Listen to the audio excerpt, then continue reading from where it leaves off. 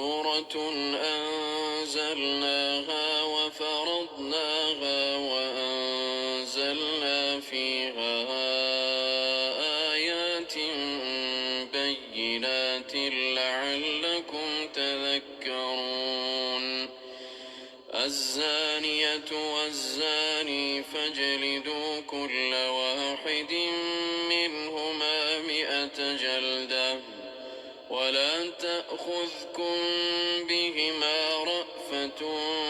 في دين الله إن كنتم تؤمنون بالله واليوم الآخر وليشهد عذابهما طائفة من المؤمنين. الزاني لا ينكح إلا زانية أو مشركة والزانية لا ينكحها إلا زان أو مشرك وحرم ذلك على المؤمنين. والذين يرمون المحصنات ثم لم يأتوا ب4 شهداء فاجلدوهم 80 جلدة ولا تقبلوا لهم شهادة أبدا وأولئك هم الفاسقون. إلا الذين تابوا من بعد ذلك وأصلحوا فإن الله غفور رحيم.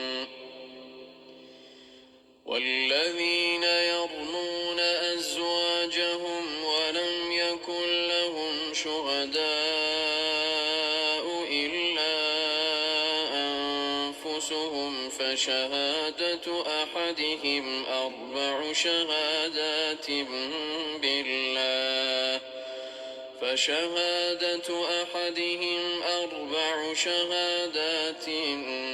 بالله إنه لمن الصادقين. والخامسة أن لعنة الله عليه إن كان من الكاذبين. ويدرأ عنها العذاب أن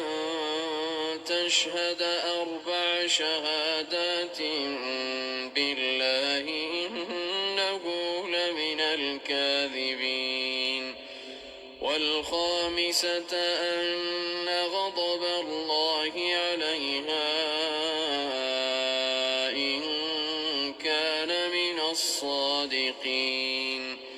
ولولا فضل الله عليكم ورحمته وأن الله تواب حكيم. إن الذين جاءوا بالإفك عصبة منكم لا تحسبوه شرا لكم بل هو خير لكم لكل امرئ منهم ما اكتسب من الإثم والذي تولى كبره منهم له عذاب عظيم. لولا إذ سمعتموه ظن المؤمنون والمؤمنات بأنفسهم خيرا وقالوا هذا إفك مبين. لولا جاءوا عليه ب4 شهداء فإذ لم يأتوا بالشهداء فأولئك عند الله هم الكاذبون. ولولا فضل الله عليكم ورحمته في الدنيا والآخرة لمسكم فيما أفضتم فيه عذاب عظيم إذ تلقونه بألسنتكم وتقولون بأفواهكم ما ليس لكم به علم وتحسبونه هينا وهو عند الله عظيم ولولا إذ سمعتموه قلتم ما يكون لنا أن نتكلم بهذا سبحانك هذا بهتان عظيم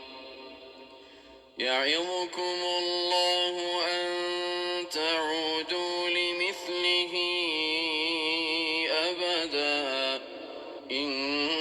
كنتم مؤمنين ويبين الله لكم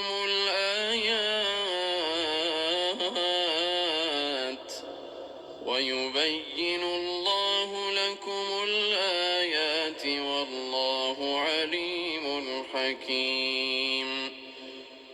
إن الذين يحبون أن تشيع الفاحشة في الذين آمنوا لهم عذاب أليم في الدنيا والآخرة والله يعلم وأنتم لا تعلمون ولولا فضل الله عليكم ورحمته وأن الله رءوف رحيم يا أيها الذين آمنوا لا تتبعوا خطوات الشيطان ومن يتبع خطوات الشيطان فإنه يأمر بالفحشاء والمنكر ولولا فضل الله عليكم ورحمته ما زكى منكم من أحد أبدا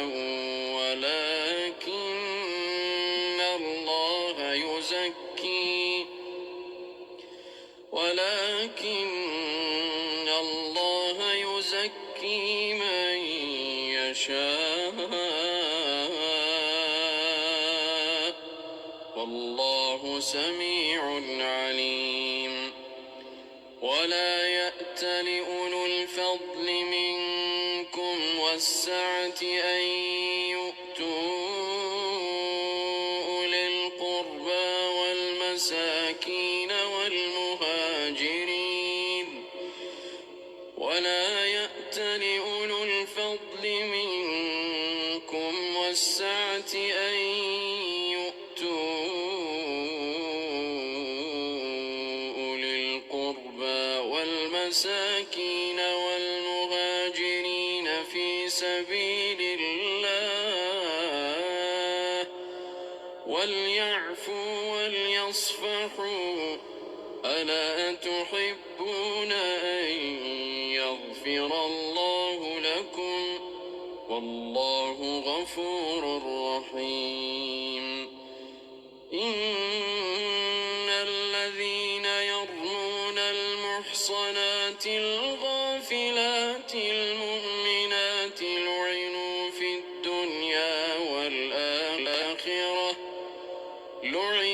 في الدنيا والآخرة ولهم عذاب عظيم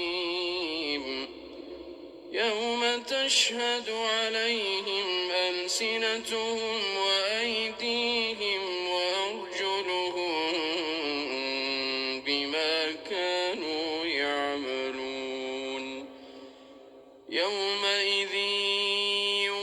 يوفيهم الله دينهم الحق ويعلمون أن الله هو الحق المبين الخبيثات للخبيثين والخبيثون للخبيثات والطيبات للطيبين والطيبون للطيبات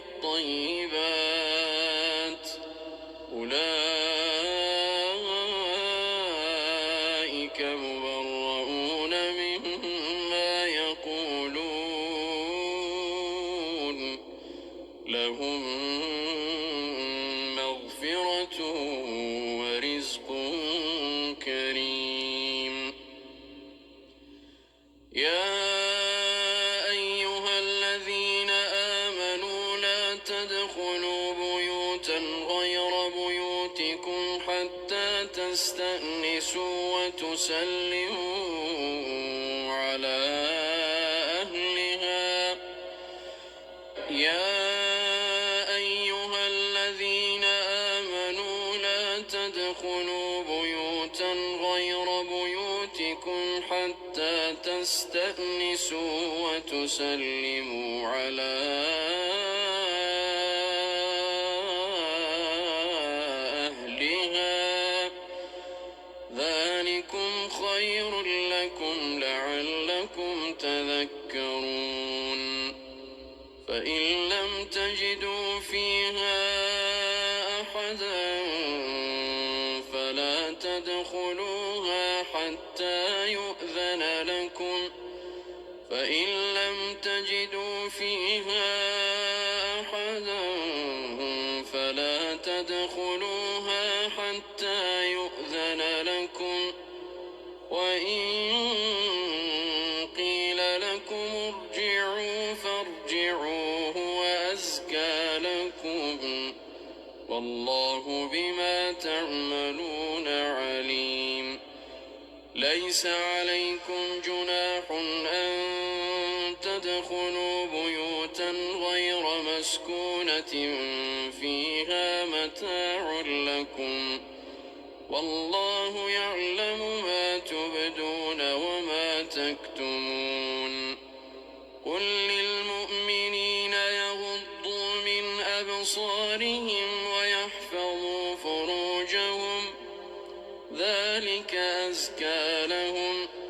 إن الله خبير بما يصنعون وقل للمؤمنات يغضضن من أبصارهن ويحفظن فروجهن ولا يبدين زينتهن إلا ما ظهر منها وليضربن بخمرهن على جيوبهن ولا يبدين زينتهن إلا لبعولتهن أو آباء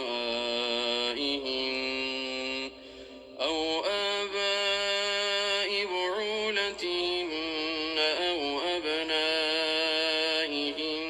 أو أبناء بعولتهن أو إخوانهن أو بني إخوانهن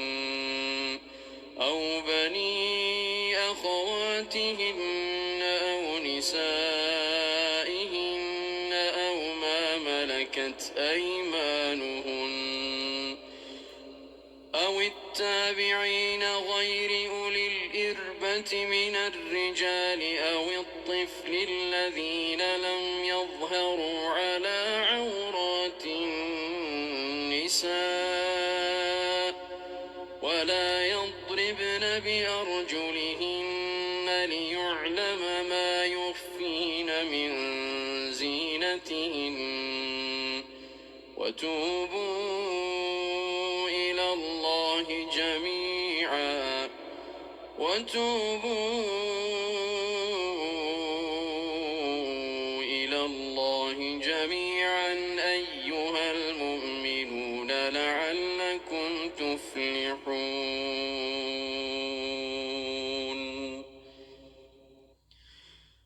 وأنكحوا الأيام منكم والصالحين من عبادكم وإمائكم إن يكونوا فقراء يغنهم الله من فضله والله واسع عليم وليستعفف الذين لا يجدون نكاحا حتى يغنيهم الله من فضله والذين يبتغون الكتاب مما ملكت أيمانكم فكاتبوهم إن علمتم فيهم خيرا وآتوهم من مال الله الذي آتاكم ولا تكرهوا فتياتكم على البغاء إن أردنا تحصنا لتبتغوا عرض الحياة الدنيا ومن يكرههن فإن الله من بعد إكراههن غفور رحيم ولقد أنزلنا إليكم آيات مبينات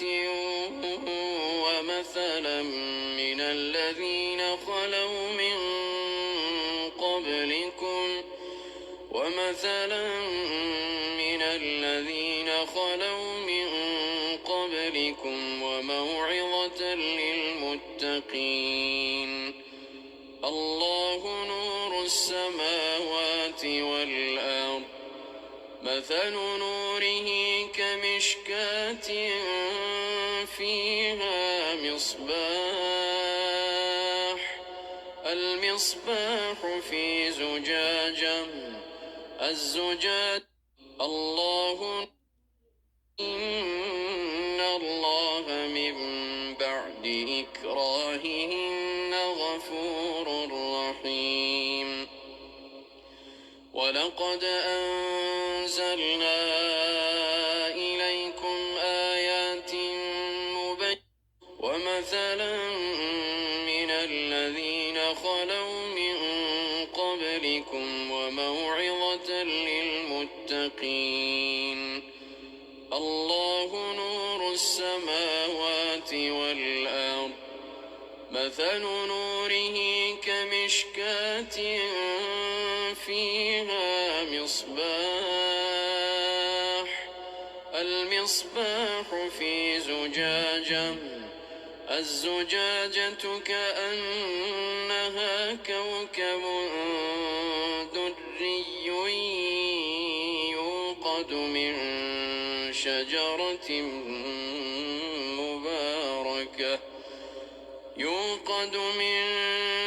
شجرة مباركة زيتونة لا شرقية ولا غربية يكاد زيتها يضيء ولو لم تمسسه نار نور على نور يهدي الله لنوره من يشاء ويضرب الله الأمثال للناس والله بكل شيء عليم في بيوت أذن الله أن ترفع ويذكر فيها اسمه يسبح له فيها بالغدو والآصال رجال لا تلهيهم تجارة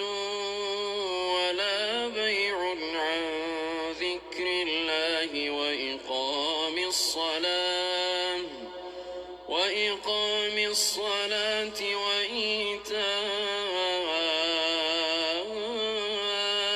الزكاة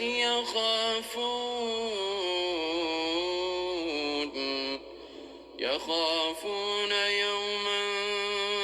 تتقلب فيه القلوب والأبصار ليجزيهم الله أحسن ما عملوا ويزيدهم من فضله والله يرزق من يشاء بغير حساب والذين كفروا أعمالهم كسراب بقيعة يحسبه الظمآن ماء حتى إذا جاءه لم يجده شيئا ووجد الله عنده فوفاه حسابه والله سريع الحساب أو كظلمات في بحر لجي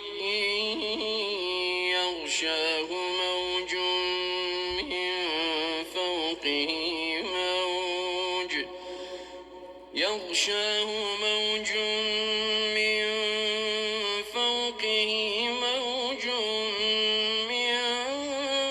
فوقه سحاب ظلمات بعضها فوق بعض إذا أخرج يده لم يكد يراها ومن لم يجعل الله له نورا فما له من نور ألم تر أن الله يسبح له من في السماوات والأرض والطير صافات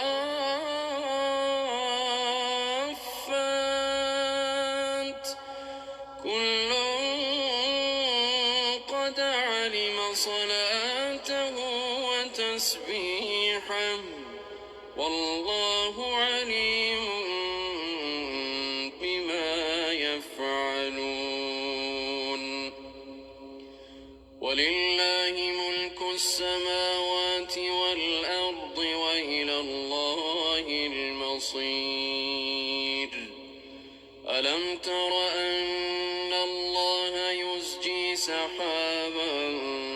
ثم يؤلف بينه ثم يجعله ركاما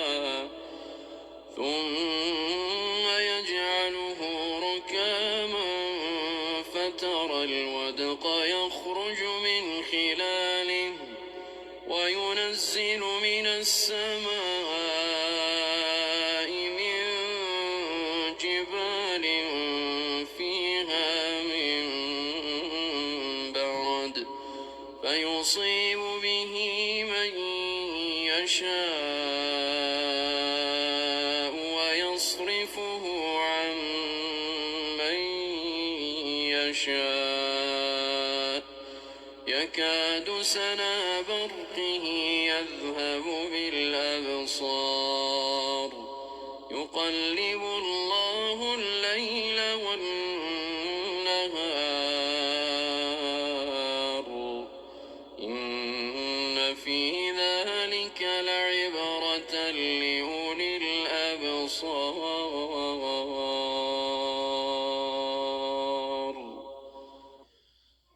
والله خلق كل دابة من ماء فمنهم من يمشي على بطنه ومنهم من يمشي على رجلين لها أربع يخلق الله ما يشاء إن الله على كل شيء قدير لقد أنزلنا آيات مبينات والله يهدي من يشاء إلى صراط مستقيم ويقولون آمنا بالله وبالرسول وأطعنا ثم يتولى فريق منهم من بعد ذلك وما أولئك بالمؤمنين وإذا دعوا إلى الله ورسوله ليحكم بينهم إذا فريق منهم معرضون وإن يكن لهم الحق يأتوا إليه مذعنين أفي قلوبهم مرض أم ارتابوا أم يخافون أن يحيف الله عليهم ورسوله بل أولئك هم الظالمون إنما كان قول المؤمنين إذا دعوا إلى الله ورسوله ليحكم بينهم أن يقولوا سمعنا وأطعنا وأولئك هم المفلحون ومن يطع الله ورسوله ويخشى الله ويتقه فأولئك هم الفائزون وأقسموا بالله جهد أيمانهم لئن أمرتهم ليخرجن قل لا تقسموا طاعة معروفة إن الله خبير بما تعملون قل أطيعوا الله وأطيعوا الرسول فإن تولوا فإنما عليه ما حمل وعليكم ما حملتم وإن تطيعوه تهتدوا وما على الرسول إلا البلاغ المبين وعد الله الذين آمنوا منكم وعملوا الصالحات ليستخلفنهم في الأرض كما استخلف الذين من قبلهم وليمكنن لهم دينهم الذي ارتضى لهم وليبدلنهم من بعد خوفهم أمنا يعبدونني لا يشركون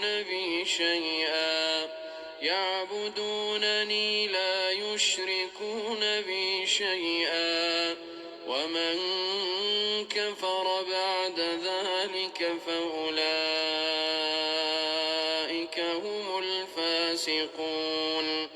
وأقيموا الصلاة وآتوا الزكاة وأطيعوا الرسول لعلكم ترحمون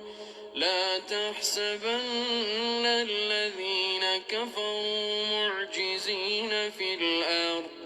ومأواهم النار ولبئس المصير يا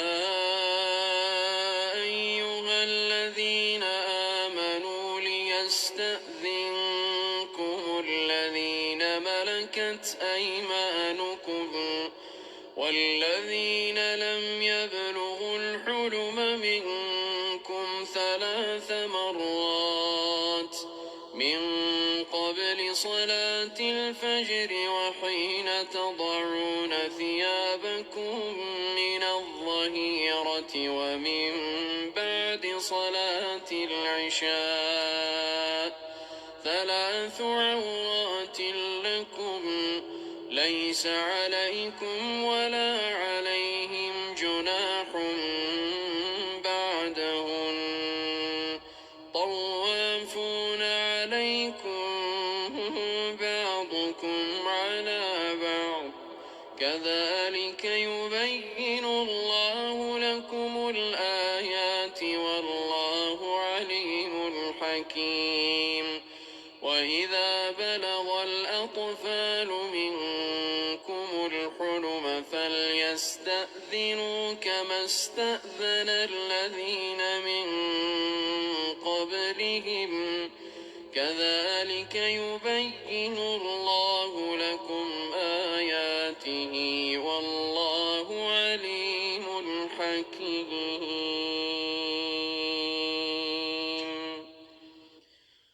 والقواعد من النساء اللاتي لا يرجون نكاحا فليس عليهن جناح أن يضعن ثيابهن غير متبرجات بزينة وأن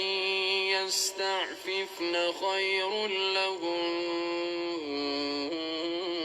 والله سميع عليم ليس على الأعمى حرج ولا على الأعرج حرج ولا على المريض حرج ولا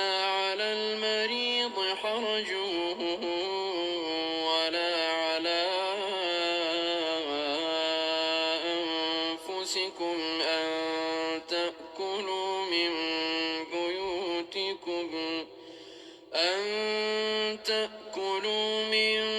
بيوتكم أو بيوت آبائكم أو بيوت أمهاتكم أو بيوت إخوانكم أو بيوت أخواتكم أو بيوت أعمامكم أو بيوت عماتكم أو بيوت أخوالكم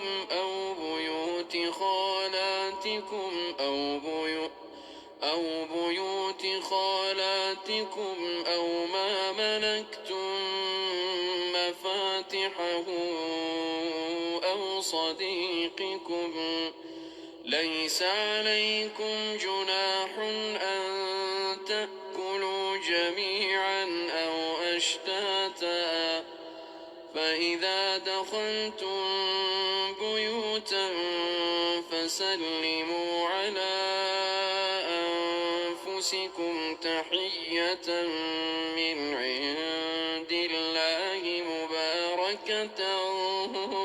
طيبة كذلك يبين الله لكم الآيات لعلكم تعقلون إنما المؤمنون الذين آمنوا بالله ورسوله وإذا كانوا معه على أمر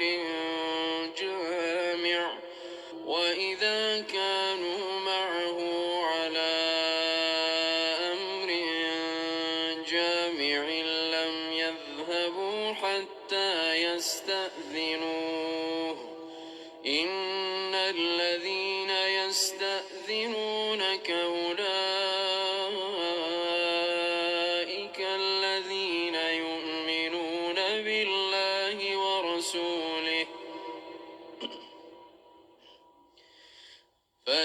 يستأذنوك لبعض شأنهم فأذن لمن شئت منهم واستغفر لهم الله إن الله غفور رحيم لا تجعلوا دعاء الرسول بينكم كدعاء بعضكم بعضا قد يعلم الله الذين يتسللون منكم لواذا فليحذر الذين يخالفون عن أمره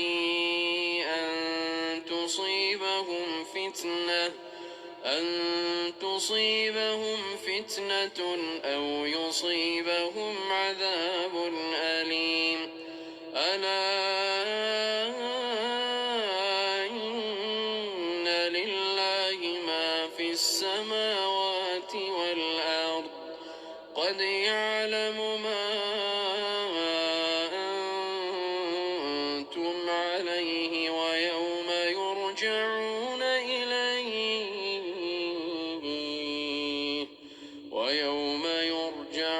إليه فينبئهم بما عملوا والله بكل شيء عليم.